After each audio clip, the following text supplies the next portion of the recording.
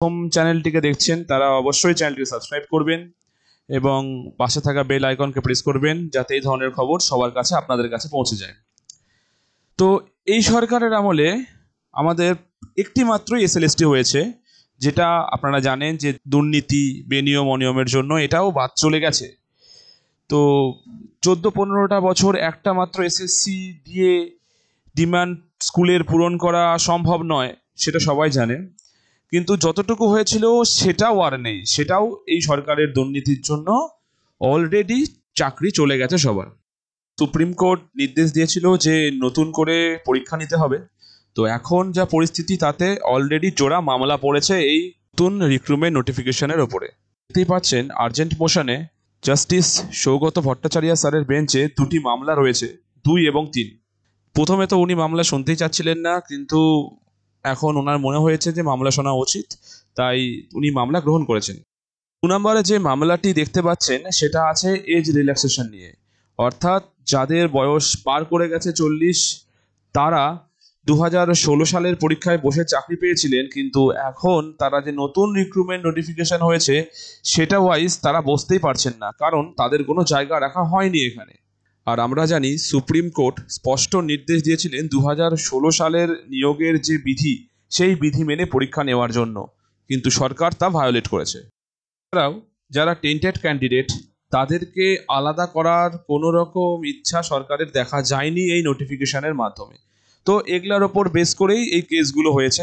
তো এখানে আপনারা দেখতে পাচ্ছেন ক্যান্ডিডেটগুলো আছে, যাদের ডেট অফ বার্থ দেখতে পাচ্ছেন, তাদের বয়স দেখতে পাচ্ছেন, কারো 43, 40, 40, 41, 44, 47, 45। তো বর্তমানে যে রুলসটা দিয়েছে গেজেটের সেটা ওয়াইজ এরা পরীক্ষায় বসতেই পারবে না। তো কিভাবে এটা হচ্ছে? কারণ হিসাব মতো সুপ্রিম কোর্টের রায় ওয়াইজ ওদেরকে বসতে দেওয়া উচিত, কিন্তু বর্তমান গ্যাজেট ওয়াইজ তারা বসতে পারছে না। এই যে গ্যাজেট ভায়োলেশন করে, মানে সুপ্রিম কোর্টের নির্দেশকে ভায়োলেট করে যে নিয়োগ প্রক্রিয়া হতে চলেছে, আপনাদের কি মনে হয় এই নিয়োগ প্রক্রিয়া কি আদৌ টিকবে? কোথাও না কোথাও হয় সিঙ্গেল বেঞ্চ, না হয় ডিভিশন বেঞ্চ, না হয় সুপ্রিম কোর্ট, কোথাও না কোথাও তো এই নিয়োগ প্রক্রিয়া আবার অবশ্যই আটকাবে। আর যদি বাই চান্স সরকার কোনোভাবে এই নিয়োগ প্রক্রিয়াকে বের করে নিতে পারে, তো এইটুকু তো কনফিডেন্টলি বলা যেতে পারে যে আগামী 2-3-5 বছর পর যখন আবার কেস হবে এইটাকে নিয়ে, প্যানেলটাকে নিয়ে, যে এই প্যানেলটা আবার ক্যান্সেল হয়ে যাবে না তার কোনো গ্যারান্টি নেই। অলরেডি আমরা দেখেছি যে কেমন করে ভুলভাল উত্তর দিয়ে এক একজন 55 মধ্যে 53-52 করে পেয়েছিল। সাদা কাঁথা দিয়ে তারা প্রচুর নাম্বার তুলে কেমন করে ওরা লিস্টে চলে এসেছিল, যে কারণের জন্য যারা যোগ্য অনেকেই তারা চাকরি পায়নি, তারা লিস্ট থেকে বাতিল হয়ে গেছে। যারা চাকরি পেয়েছে তাদের তো নতুন করে চাকরি গেছে, এবং যে লিস্টটা ছিল সেই লিস্টে বহু যোগ্য ক্যান্ডিডেট চাকরি পায়নি, তাদের লিস্টে নামই আসেনি এই অযোগ্যদের জন্য। এবার যে নতুন পরীক্ষা হচ্ছে, যেখানে কোর্ট বারে বারে বলেছিল তাদেরকে বাদ দিতে, সেখানেও দেখতে পাচ্ছেন যে তারাও পরীক্ষা দিচ্ছে। তাহলে কেমন করে এই প্রসেসটা চলতে পারে? হোক, এবার আসি 3 নাম্বার কেসটার ওপরে। দেখতে পাচ্ছেন এটা হচ্ছে 3 নাম্বার কেসের মেন বিষয়। এখানে কি বলেছে? এখানে বলেছে যে contrary to this direction the 2025 rules, মানে আমাদের লজিক্যালি 2016 সালের ওপরে করা উচিত ছিল, তো তা না করে নতুন যে রুলটা করেছে 2025 সালে, সেখানে এ নাম্বারে আছে কি দেখুন, fail to provide a separate mechanism for the participation of untainted candidates. মানে এই যে আমাদের নোটিফিকেশন, এটা কোনোভাবে আনটেইন্টেড ক্যান্ডিডেটদের সেপারেট করে পার্টিসিপেট করার কোনো জায়গা রাখছে না। এবং আনটেইন্টেড সকল ক্যান্ডিডেট একসাথে অ্যাপ্লাই করছে।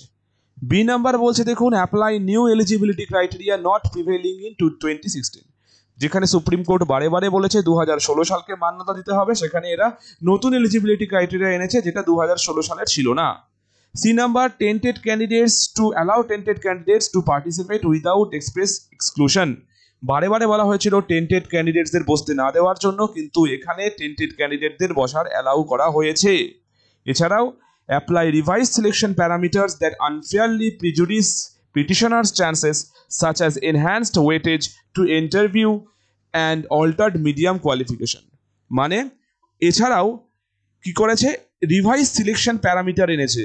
মানে যেখানে আপনারা দেখতে পাচ্ছেন যে 10 নাম্বার আপনার এসেছে হচ্ছে ফর এক্সপিরিয়েন্স পারপাস, তারপরে একাডেমিকের নাম্বার কমিয়ে দেওয়া হয়েছে, ইন্টারভিউর নাম্বার বাড়িয়ে দেওয়া হয়েছে। তো এই যে একটা আনফেয়ারলি যে সমস্ত নতুন নিয়ম চালু করা হয়েছে, এর এগেনিস্টে এই কেসটি হয়েছে 3 নাম্বার। সো এই কেসটি হচ্ছে সবচেয়ে স্ট্রং কেস, এর আন্ডারে কিন্তু স্টে পড়ার চান্স বিরাট প্রবল আছে।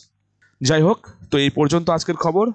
স্টে কত দূর দৌড়ায়, স্টে পড়ে কি স্টে না পড়ে, সেটা আমি খবর পেলে আপনাদেরকে জানিয়ে দেবো এই চ্যানেলে।